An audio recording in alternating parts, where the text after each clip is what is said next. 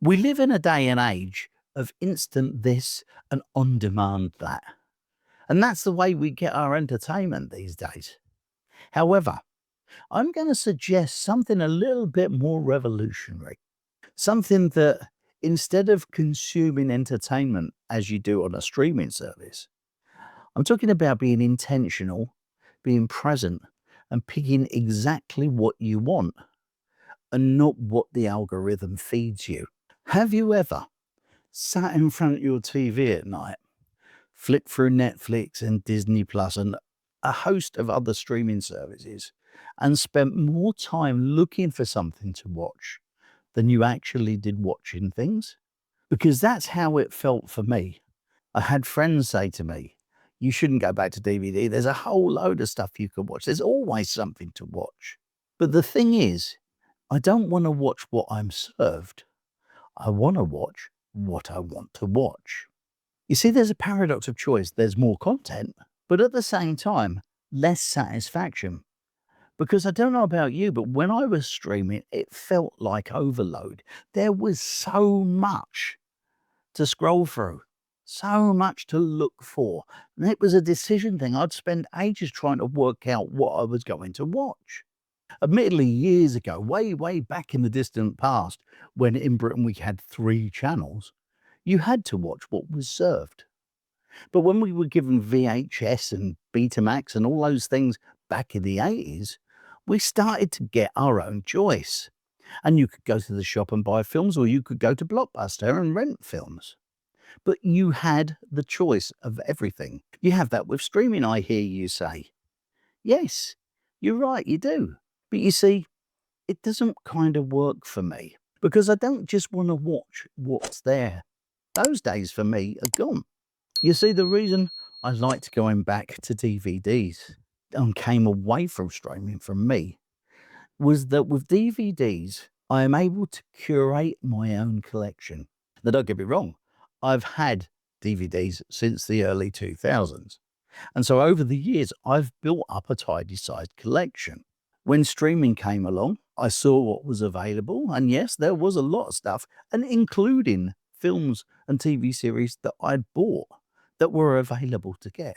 And I watched friends of mine who'd been out, bought TV series, bought DVDs, and had them at home, sitting there when they could watch them anytime they wanted. And they got on the bug of streaming, and then they gave them all away. And I said, "What are you giving them away for?" And they went, "Well, we can get everything we want in streaming, and we don't have to have these sitting about anymore." And do you know what? That seems weird to me. If you've got them, keep them. I certainly have. And what I find is that I still can watch what I want. One of the beauties for me is that I can see whatever type of program I want to see when I want to see it. Yes, you say you can do that in streaming too. That's right, you can. But can you watch the fast show without it having been edited? Maybe you don't fancy this fast show. You fancy something a bit more, I don't know, back in the time, say something like Jeeves and Wooster. And you go, "No, that's not for me. I'm more of a 90s person." Well, see, this is the beauty of having a curated collection because I could go back and go, "Oh, Ally McBeal. I loved that. What do you remember about Ally McBeal?" You see, that's the beauty of having your own collection. See, what happens is you have the option of watching them as you want to watch them, or you could truly immerse yourself in them. And I know you could do that with streaming. But today, I believe it's quite often that if you're streaming, you have to pay extra money not to get adverts in the middle, which defeats the reason you went and signed up to streaming in the first place, because you can watch things with adverts on normal telly. But you see, if you want a deep dive, you can have those times when things like Deadwood. This was £6, right? The complete series of Deadwood. You can start it and binge right the way through it and not be interrupted with adverts and know that it's not been messed about with to spoil your enjoyment of it. Maybe you're not into that kind of thing. But Band of Brothers? Man, that was good, wasn't it? Band of Brothers, an absolutely brilliant series, and one that when I watch it, I have to get right involved. I have to stick with it. I could put it on in the afternoon, say it's a Sunday afternoon. I could put that on and watch it right the way through to when I go to bed at night. Yes, I know I know what you're saying. It's true. You can do that with streaming too. I'm not saying streaming is a bad thing. I'm just saying if you want to watch what you want to watch, admittedly, you'll have to go out and buy it in the first place. But for people like me and lots of others, we've built up collections like people have built up their record collections and CD collections, and you play them over and over. That's fine.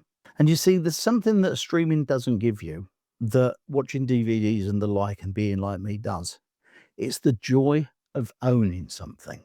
You may not realize it, but when you're streaming, you're giving away money to have something to watch what you want to see, but you can't guarantee it's always going to be there because when their licensing runs out, whoosh, it's gone. Or what happened to me way back in the day when I used to have Amazon Prime and used to watch that.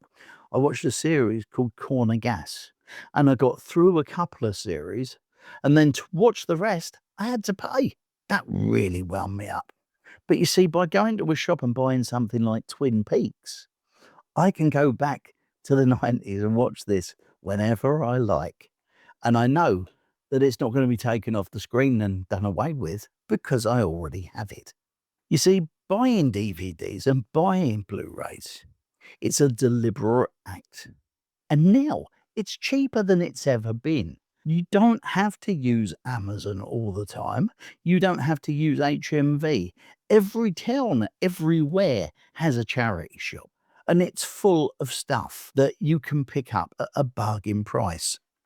Like this Cracker, the full box set, the complete series of it, bought out of a charity shop for probably a tenth of what the original cost. You may think that it's going backwards.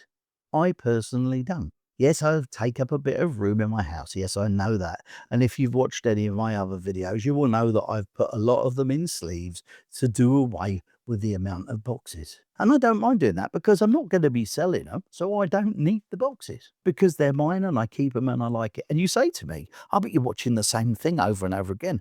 No, I'm not. I've got so many of these box sets now and I've built up a collection over years. But I'll tell you, when we were in lockdown, I bought box series sets and series, and I still haven't got through them all yet. And I didn't spend fortunes. I just bought them at reasonable prices. And I'm not being funny. Let me just go back to when I was a kid. I used to watch telly with my mum and dad. We used to crowd round the telly for Sunday night at the London Palladium, as many of the episodes that are still there are not been done away with. There's 5 discs in here full of classic variety entertainment from back in the day. This may not be your bag, but for someone like me, do you reckon I'm going to find this streaming? Because I don't. And that's to me why the DVDs and Blu-rays and all of that old-fashioned media, you know, is not as bad as you're led to believe. So saying you've watched this and I've piqued your interest and you go, do you know what? He might have a point. I'll tell you what you can do. Have a look around your charity shops. Have a look all in any second-hand place, places in the UK like CEX. They sell DVDs for silly money. You can start to build a collection up. You haven't got a DVD player? Well, buy one. They're cheap enough. I bought one off of Amazon. I think it was about 80 quid.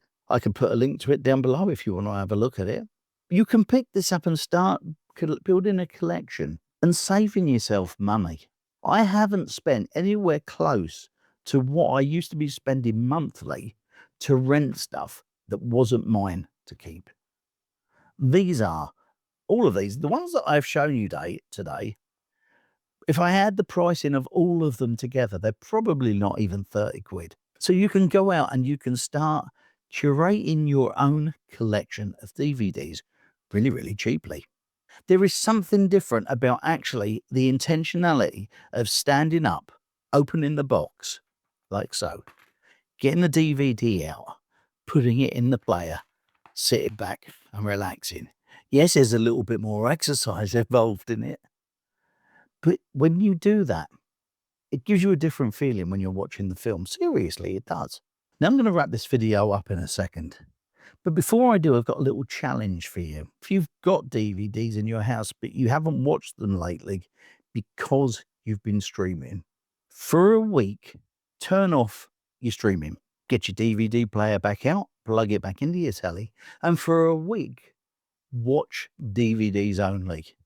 And then get back in touch with me. Go down below and comment and let me know how it worked out for you, because I think you'll be pleasantly surprised. And if you click up there, you can see a haul that I recently got, and I'll tell you exactly how much I paid for it.